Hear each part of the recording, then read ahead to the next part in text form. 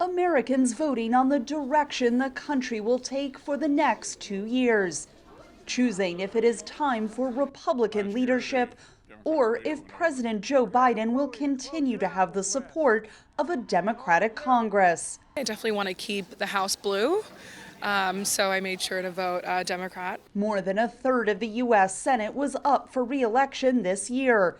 Republicans needed to win just one additional seat to overcome Democrats' narrow majority. Democrats had an early loss in Florida, where Congresswoman Val Demings, our democracy, it still matters, failed to beat Republican Senator Marco Rubio. When you see the results across this country tonight, that's what it's all about. The people who make this country great have been forgotten. A handful of Senate races still too close to call will determine which party has the majority. In Georgia, the vote count is narrowly split between Republican Senate candidate Herschel Walker and Democratic Senator Raphael Warnock, who reminded supporters of the stakes of this election. Because women and their right to choose is on the ballot. We got to show up tomorrow. An argument that resonated with many female and independent voters in the suburbs. I am voting for things to stay Democrat, to be honest, just because of all the abortion right issues.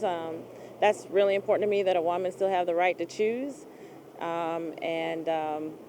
So that swayed my opinion strongly in the way that I voted.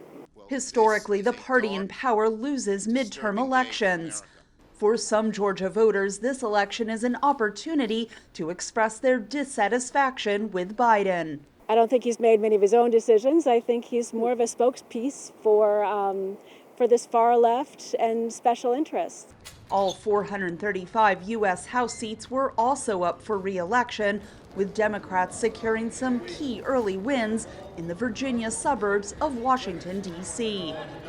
There were isolated reports of delays in casting and counting ballots, some due to machine malfunction. But overall, the voting around the country ran smoothly. Officials may not be able to finalize results for several more days. Katherine Gypson, VOA News, Atlanta, Georgia.